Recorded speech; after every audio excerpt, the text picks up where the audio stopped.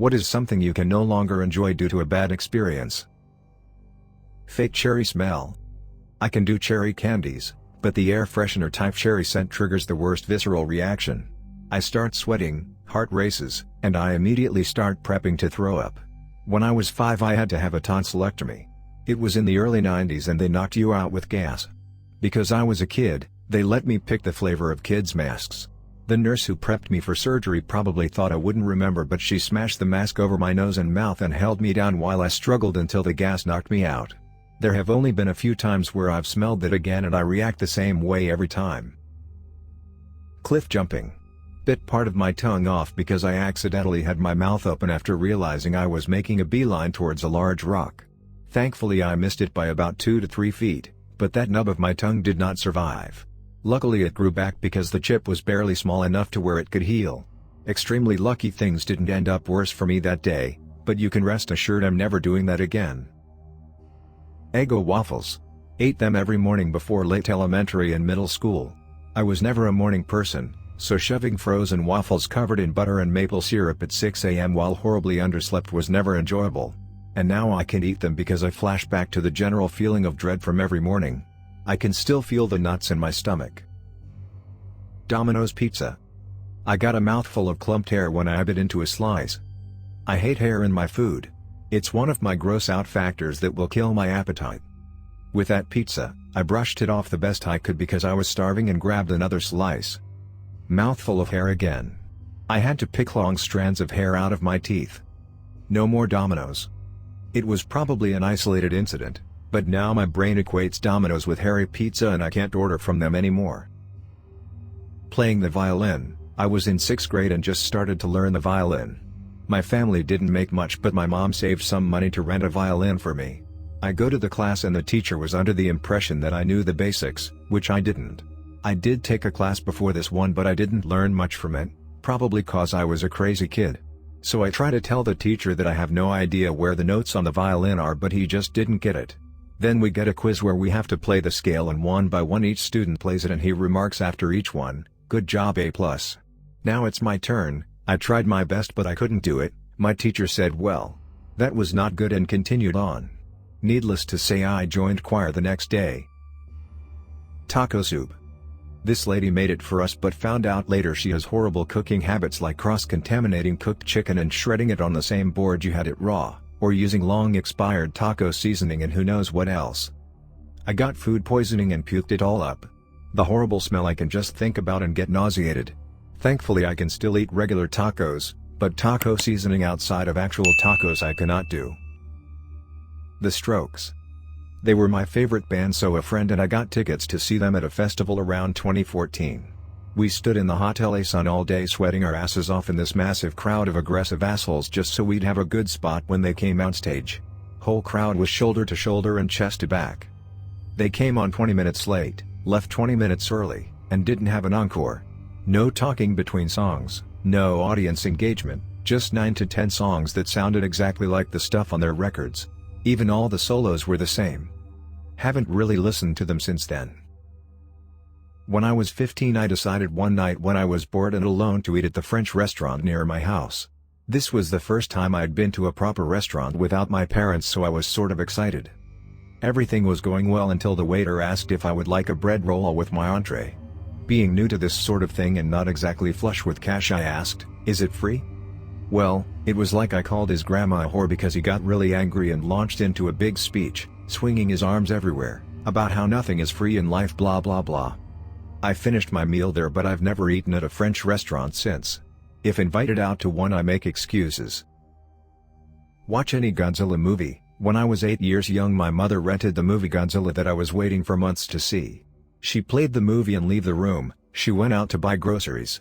Turns out it wasn't Godzilla, it was hardcore porno movie that the renter misplaced and I watched the first half confused because I thought at some point I was going to see Godzilla.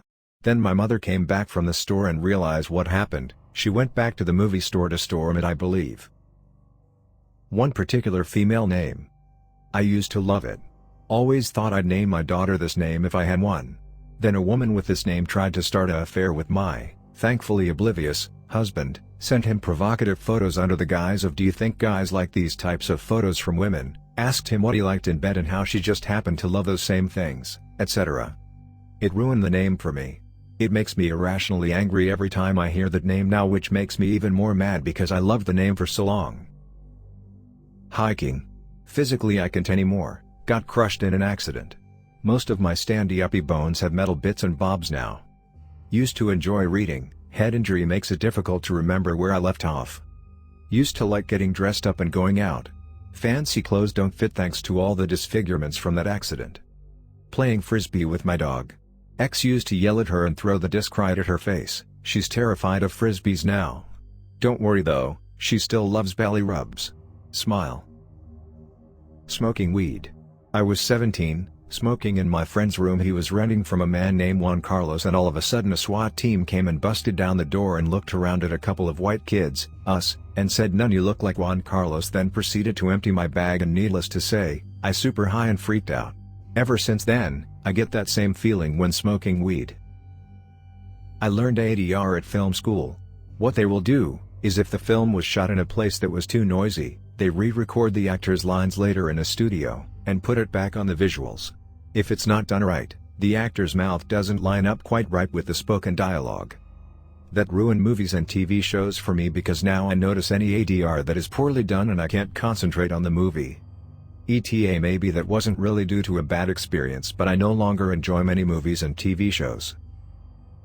There was a band I loved, and I mean loved. One night I went to a concert after waiting years to see them. I was 19. After the gig one of their roadies asked me and my friends if we wanted to meet them, which we said yes because we were such big fans, so naive. When we got backstage one of the roadies pointed at a room and told me to go in there because the lead singer wanted to meet me. Anyway, he locked the door and proceeds to do things even though I told him to stop.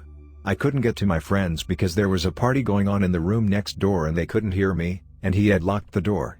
I have never been able to listen to their music since. This was also 15 years ago, so way before Me Too or things like that, so I just blamed myself for not knowing any better. I just genuinely thought they wanted to meet a fan. Pear Cider. Was out with some friends and a few of us were drinking it. We all decided to casually head home. We lived close, so got a taxi back together and I urged the driver to hurry because we didn't feel good. At this point they also said they didn't feel good either. Well, we all had the world's worst diarrhea. Seriously, is that the worst word to spell ever? I spent the night at home on the toilet and those other two were housemates with only one toilet in the house, so one of them ended up shitting in the garden. We don't drink pear cider anymore. In 1981, when I was 15, I was seduced by a man twice my age, and had sex for the first time. He fucked me without using a condom. Why would you use a condom if you're having gay sex? And at the time, it was the greatest feeling I ever had. Until only a few months later, there were stories about GRID, gay-related infectious disease, now AIDS. I convinced myself that I had to have contracted it, and was scared to death that I was going to die. I went so far into the closet I entered Narnia, and didn't have sex for another 10 years. Finally, a test became available, and I found out I was HIV. I was relieved, but I was still reticent to both coming out as a gay man, and to having sex. Finally, when I went into Peace Corps, I decided this had to stop.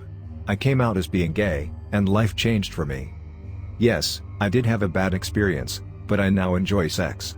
But for 10 years of my life, I was scared to death from it. Human connection. I've been abused, physically, mentally and emotionally, and abandoned by way too many people and just don't feel a single shred of emotion for anybody except my best friend. We're both guys though, so me telling him about how I feel so grateful that I have him is usually awkward for him. He shows his appreciation in other ways, not saying it, but sometimes I really need to be told straight up how he won't abandon or hurt me, after being inseparable best friends for over 2 years.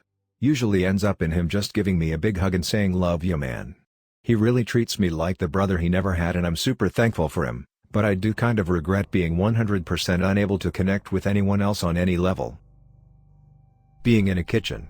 Was in a horrible relationship and every argument would start in the kitchen, whether it was the washing up, me cooking wrong, me ignoring him, me distracting him from playing video games, me asking him to please not smoke while I was cooking, me tidying and cleaning the kitchen because I was making him feel guilty for not doing it. Invariably ended up with me cowering in a corner of the kitchen while he screamed at me. I now have a pathological fear of being in a kitchen, making food, seeing washing up that needs doing, you name it. I live off takeaway and supermarket sandwiches. Yes, I'm in therapy. Here's a more lighthearted one of mine. There are others that are more serious. Watermelon flavored anything. Now don't come for me, cause I do still enjoy actually watermelon, but anything flavored like watermelon is what makes me gag now. When I was in high school, my friends and I had a handle of watermelon Smirnoff and Malibu rum. I drank almost the entire bottle of watermelon Smirnoff by myself. Now, you may think the story ends with me getting sick and throwing up in a trash can, but that's only the beginning, kiddos. I did in fact do that, but trying to be a sneaky, but very dumb, teen, I went to clean out my trash can in my shower. It worked in the sense that I did clean it up without my dad knowing, but I had the heater fan on by accident. So, I ended up making my entire house watermelon Smirnoff puke for 2 weeks. Never again. My wife and I were at a specific restaurant which I won't name. Midway through our meal, someone at the bar collapsed. At first we thought a server slipped and fell. But when an ambulance arrived and cleared people out, it was a patron. Their intubation and chest compressions for what seemed like forever, the breaks to defibrillate, not great. The poor server came by and asked if she could get us anything and apologized, totally not her fault. We declined. After they took him away we left, ambulance was blocking our car. Can't go back. TLDR was inadvertently forced to watch someone die, probably, during dinner out at a restaurant. Can't go back to that restaurant, and I know it isn't their fault.